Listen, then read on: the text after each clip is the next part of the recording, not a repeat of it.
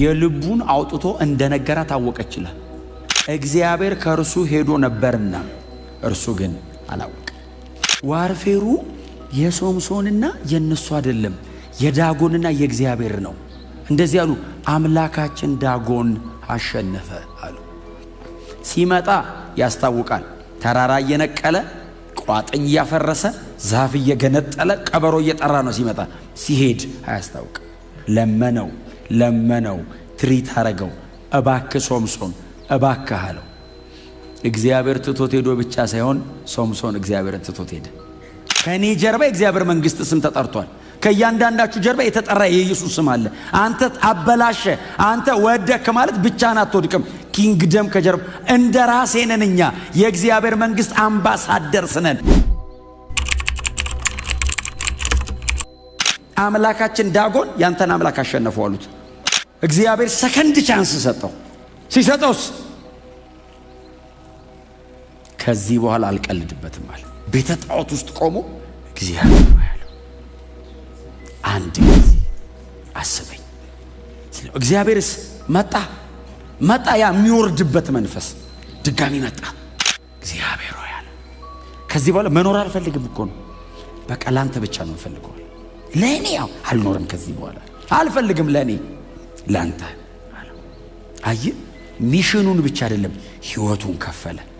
ለሌዊ እንደዚህ እኮ ነው ያለው፣ እናትና አባቱን ላላለ እህትና ወንድሙንም ለናቀ እኔን ለመረጠኝ ለሌዊ ርስቱ ነኛል። ውሳኔውን አየው የሶምሶን አለ። ከዚህ በኋላ ይሄንን ህይወቴ ነው ዳጎንንም ተከታዮቹንም አጥፍቼ አለ። በቃ እዚህ መሳፍንት መጽሐፍ ላይ ህዝቡ በእግዚአብሔር ላይ አመፀ የሚል 7 ያለ ባይዘው 7 መስፍን አስነሳላቸው እንደሚለው ሁሉ 7 አመፁም ይላል። አመፀ ህዝቡ ይላል። በዚህ ጊዜ እግዚአብሔር ለጠላቶቻቸው አሳልፎ ሰጣቸው ይላል። በጣም የሚገርማችሁ እግዚአብሔር ራሱ አሳልፎ ሰጣቸው ነው የሚለው። እንደውም 1-2 እግዚአብሔርም ለጠላቶቻቸው ህዝቡን ሸጠ የሚል ቃል አለ። እግዚአብሔር ወንድ ልጅ ይሰጣቸዋል። ልጁ ግን ሲወለድ ስርዓት አለው። እንደ ማንኛውም ልጅ ዝም ብሎ ተጸንሶ የሚወለድ አይነት ልጅ አይደለም። እግዚአብሔር ለተለየ ዓላማ የሚፈልገው የእግዚአብሔር ፕሮግራም ያለበት ልጅ ስለሆነ አንቺ እሱን ጸንሰሽ እስክትወልጂ ድረስ የሚያሰክር መጠጥ እንዳትጠጪ አላት። ልጁ እኮ እናቱ ሆድ ውስጥ እኮ ነው ያለው። እሱ ከተወለደ በኋላ እንዳይሰክር አይደለም ያለው። እግዚአብሔር ልጁን ስለፈለገው አንቺ ራሱ የሚያሰክር እንዳቀምሽ አላት።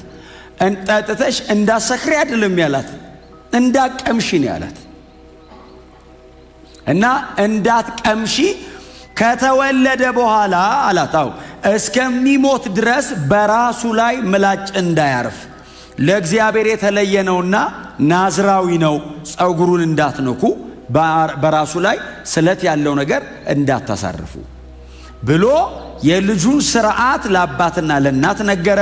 መጽሐፍ ሲናገር እናቱን ጸነሰች፣ ከዚያም በኋላ ተወለደ። ሶምሶን ተወለደ። በጥንቃቄ አሳደጉት ሶምሶንን። ማኑሄና እናቱ ተጠንቅቀው መውጣት መግባቱን። ምክንያቱም እግዚአብሔር ይሄ ልጅ ከመጸነሱ በፊት ነግሯቸዋል። ናዝራዊ ነው፣ የኔ ነው፣ ለእናንተ ብቻ ሳይሆን ለራሴ ምን የሰጠኋችሁ፣ የሚያድገው ለእናንተ ደስታ ብቻ ሳይሆን ለእኔም ክብር ነው ብሎ እግዚአብሔር እስራኤልን ከፍልስጤም አገዛዝ ነፃ ለማውጣት ይህንም ብላቴና እነሱ ቤት እያሳደገ እንደሆነ ስለገባቸው በቤታቸው እግዚአብሔር ላስቀመጠው ፕሮግራም ሲሉ የሚፈልጉትን እየተዉ ያማራቸውን እምቢ እያሉ ብላቴናውን አሳደጉት። መጠጣትና መስከር ቢያምራቸው ስለ ብላቴናው ሲሉ፣ እግዚአብሔር እነሱ ቤት ስለጀመረው ፕሮግራም ሲሉ አይጠጡም፣ አይሰክሩም። እግዚአብሔር ስላዘዛቸው አያደርጉም። ይሄ ልጅ የሚያድገው በንጽህና ነው። በውስጣችሁ በቤታችሁ የተቀመጠው ነገር በቅድስና ነው የሚያድገው። ለምን? የኔ ነውና አለ እግዚአብሔር። የራሴ ነው። ይሄ ልጅ በሚሄድበት መንገድ አንድ ነገር ቢሆን ከእናንተ ራስ አልወርድም ብሏል እግዚአብሔር። ተጠንቅቀው አሳደጉት። እስከ 19 ዓመቱ ነው ይህን ልጅ መንከባከብ የምትችለው። በ19 ዓመቱ ሲያድግ በጾርዓና በኤሽታኦል ሸለቆ ምዕራፍ 13 የመጨረሻውን ቁጥር አንብቡት። በጾርዓና በኤሽታኦል ሸለቆ መካከል በዳን ሰፈር የእግዚአብሔር መንፈስ ሊያነቃቃው ጀመር ይላል። ሰውየው የሚነቃቃው ቤተ መቅደስ አይደለም። ሰውየው የሚነቃቃው ቸርች አይደለም።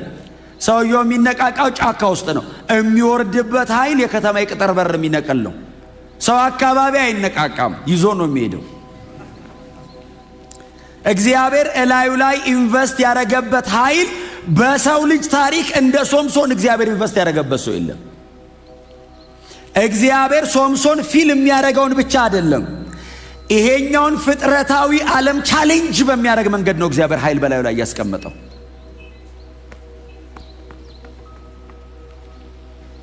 ሊያነቃቃው ጀመር። አድጓል። ከዛ ምዕራፍ 14 ነው በሙላት የሶምሶን ታሪክ የሚጀምረው። አባቱና እናቱ የሚያሰክር ነገር ሳይቀምሱ በጥንቃቄ ተወልዶ በጥንቃቄ አድጎ ያለ ጥንቃቄ መኖር ጀመረ። በጥንቃቄ ነው የተወለደው፣ በጥንቃቄ ነው ያደገው፣ ያለ ጥንቃቄ ነው የሚኖረው። በጥንቃቄ ተወልደን በጥንቃቄ አድገን ያለ ጥንቃቄ እንዳንኖር። ነፍስ ካወቀ በኋላ አባቱ እጁን ይዞ ማስቆም አይችልም። እላዩ ላይ ያለበት መንፈስ መምከር ብቻ ነው የምትችለው፣ መያዝ አትችልም። ይሄ ልጅ ስታስረው የተልባ እግር እሳት ላይ የወረደ ይመስል በጣጥሶ ብድግ ነው የሚለው። ምንም ነገር ላይ ብታስቀምጠው ከነ ጉዳዩ እስር ቤት ብታስገባው እስር ቤቱን ይዞት ይሄዳል። መምከር ነው። እባክህ እንዲህ አታርግ፣ እላይ ላይ የተቀመጠብህ የእግዚአብሔር ፕሮግራም አይፈልገውም፣ ተው ብቻ ነው ማለት የምትችለው። መያዝ አትችልም። ለምን? ትልቅ ሰው ነው፣ ያደገ ሰው ነው፣ ማቹር አድርጓል፣ ማመዛዘን ይችላል፣ መንፈስ አለበት፣ እግዚአብሔር ከእሱ ጋር ነው ያለው። መምከር ነው የምትችለው፣ መከልከል አትችልም። አባቱ ይነግረዋል፣ ተው ልጄ ይለዋል። መጀመሪያ ያደረገው ነገር ወደ ተምና ሄደ፣ ፍልስጤም ሰፈር ሄደና አንድ ሴት የተወደደ ይላል። ከዛ መጣና አባቱ እንደዚህ አለው፣ አጋባኝ አለው። ልጄ አሉ። መምከር ነው የምትችለው። አይሆንም ብትለው አትችልም።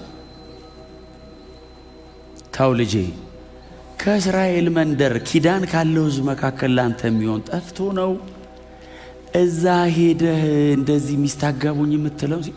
ወድጃታለሁ፣ አጋባኛለሁ። እኸረ ሕጉ አይፈቅድም። አንተ ናዝራዊ ነህ፣ ጎናቸው ያለውን ሰው ለእግዚአብሔር የተለየህ ነህ በሉት።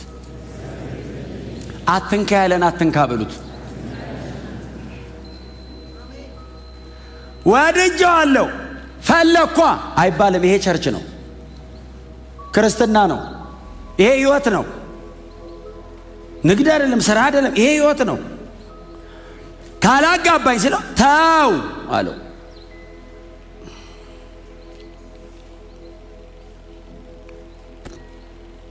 እግዚአብሔር ቅዱስ ነው ያላለው ቅዱስ አይደለም። እግዚአብሔር ቅዱስ ነው ያለው ቅዱስ። መስመር ሊኖረው ይገባል ህይወታችን። ቅድስና ላይ በጣም ጠንካራ አቋም ያዙ። በጽድቅ ኑሩ፣ አታስነኩ፣ ድንበራችሁን አታሳልፉ። ምንም ይቅርባችሁ፣ ህይወት ይበልጣል። አሜን በሉት። ምንም ይቅርብኝ፣ ህይወት ይበልጣል። ጌታን ገንዘብ ማድረግ ይሻለኛል ጌታን ትቼ ሌላ ነገር ከሚይዝ። ሶምሶን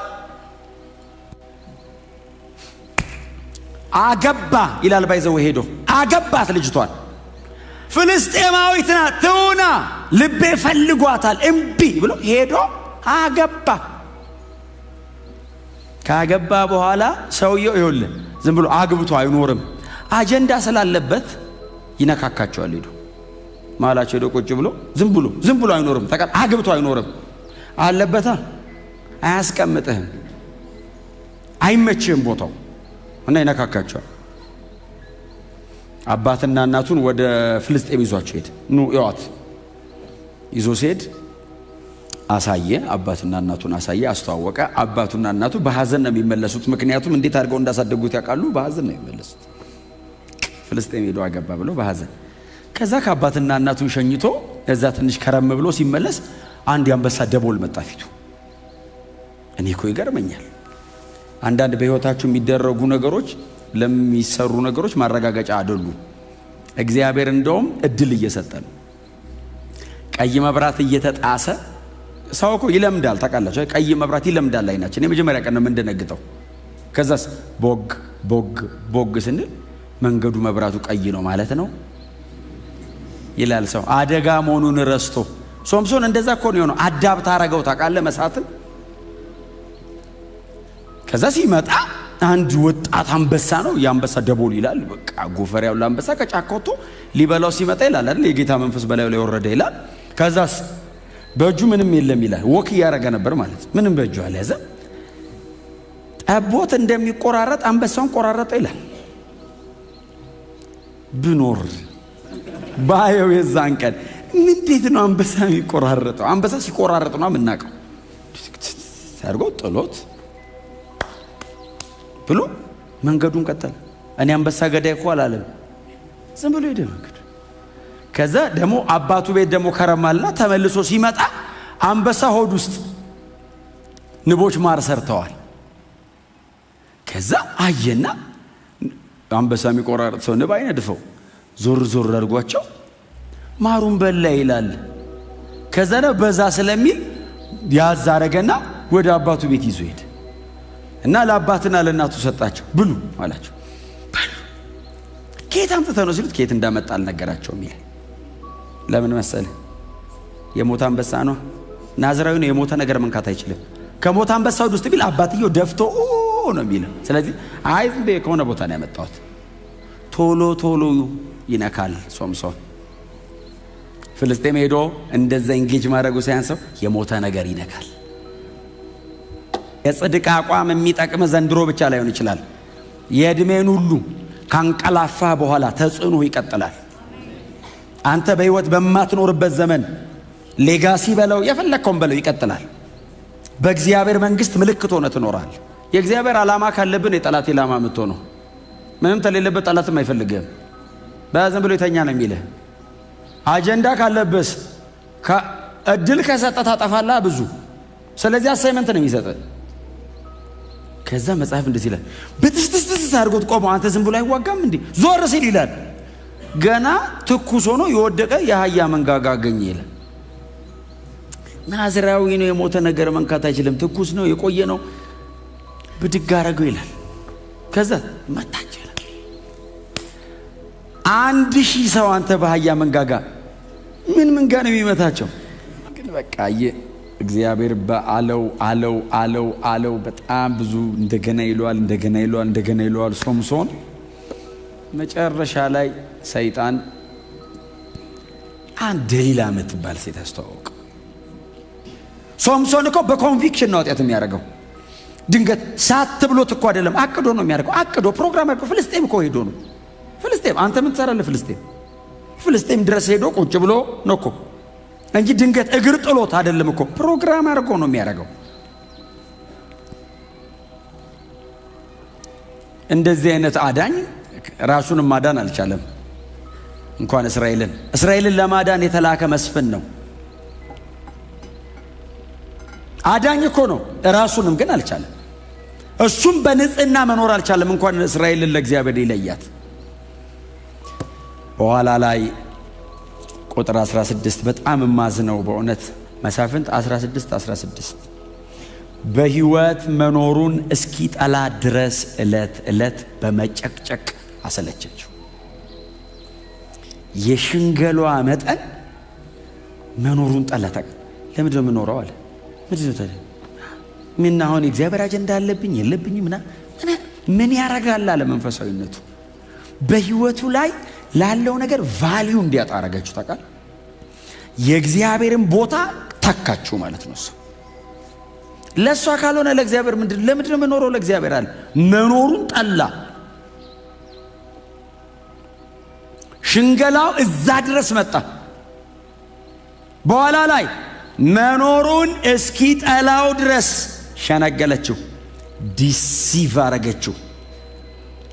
የልቡን ሁሉ አውጥቶ ነገራት። የመጨረሻውን ቃል አወጣ። እነዚህ 7 ጉንጉኖች ናዝራዊ ስለሆንኩኝ ምላጭ ነክቷቸው ያውቅ።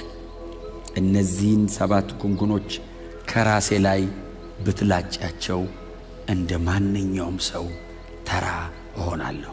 ጎናቸው ያለውን ሰው ተራ አይደለህም በሉት። አየህ እንዴት ተራ እናረገ ካሉ ተራ አይደለህም ማለት ነው። ተራ ሰው እንዴት ተራ ላርገ ተብሎ አይጠየቅም። ግብዣም አይቀርብለትም። ግብዣ የሚቀርብልህ የተለየ ነገር ስላለብህ ነው።